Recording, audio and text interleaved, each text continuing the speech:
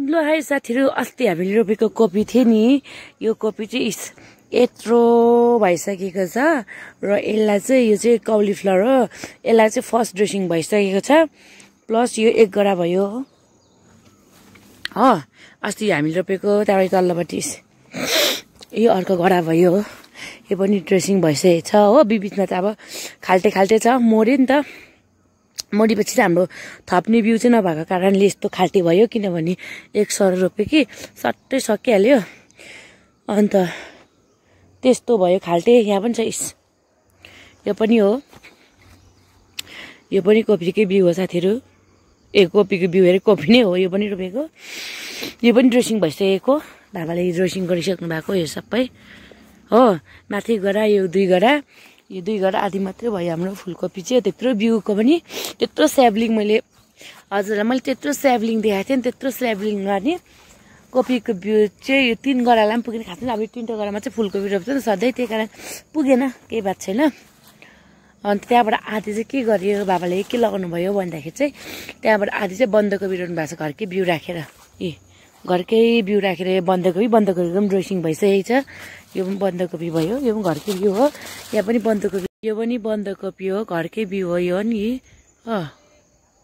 अनि यहाँ माथि चाहिँ छैन यहाँ माथि चाहिँ अलिकति साग यहाँ चाहिँ पोक्चोइहरू रोपेको छ यो सानो चाहिँ यो चाहिँ फुलकोपी भइहाल्यो यही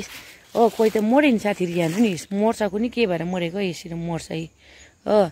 मर्यो मरौटे लागेको सबै नै अब सबै कुरो चाहिँ हुन्छ भन्ने उयो छैन नि त जब पनि हामीले रोपेको थियो त्यो सबै एक टु जेड अब सरेर हुन्छ भन्ने चाहिँ हुँदैन नि त मर्छ तर हाम्रो चाहिँ थप्ने बिउ चाहिँ भएन नि त अब त्यति नै अब लास्ट भएको कारणले गर्दाखेरि कोही खाली बिचमा बन्दकोपी यता रोपेर बन्दकोपी बिउ पनि सक्यो अन्त बिचमा सागहरू हाल्यो भने चाहिँ हुन्छ ब्रोकोली हाल्यो भने तर हाम्रोमा चाहिँ थिएन नि त त्यही भएर हालेन र अब यहाँदेखि उधोको नजारा देखाउँछु ल यहाँदेखि उधो चाहिँ फेरि सागबारी छ सागै साग छ हाम्रो साथीहरू मुनि हो यो चाहिँ हाम्रो डिलदेखि मुनि हो यो साग भोलि टिप्ने बेला लाग्छ यो साग हो यो सबै साग हो डिलदेखि मुनि चाहिँ तल सबै तल पनि सागै हो योहरू सबै टिप्ने बेला भएको भोलि टिप्छ यो सबै साग हो यतादेखि चाहिँ साग छ यो डिलदेखि मुनि सबै सागै साग उयो यति गरा चाहिँ छुटेको छ त्यसमा चाहिँ हामीले कोपी रोप्छ र यो चाहिँ फुलकोपी भयो 3 गरा चाहिँ फुलकोपी भयो घर चाहिँ त्यहाँ माथि भयो र साथीहरू गाउँले जिन्दगी यस्तै हो मैले हजुर अस्तिदेखि देखाउँ भनेर सोचिरहेको थिएँ देखाउनै पाएको थिएन नि त बिमार भएर म आउनै पाएको थिएन फेरि बाबाले चारैपछि बारेको हुन्छ त्यसबाट निक्लिएर आउनु र जानुमा धेरै गाह्रो हुन्छ क्या र अन्त आज त हजुरलाई थाहा छ दिन एकदमै खराब छ आजको वेदर यस्तै कालो छ कतिखेप पानी छिटायो यसको मूल्य नै छैन कतिखेप पानी छिटायो हो छिटाउँदै अहिले पनि नाक चिलाउँदै स्याक भएको छ सर्दी चाहिँ नलागोस् भगवान् भन्न चाहन्छु यो हामीले रोपेको फुलकोपी चाहिँ नि 60 हो अब यो चाहिँ रोपेको 60 दिनमा फलिहाल्छ 2 महिनामा अब रोपेको भन्दै 15-20 दिन कति भयो हो त्यहाँबाट अब 2 महिना टक्कै यो भएर नि काट्ने बेला हुन्छ साथीहरू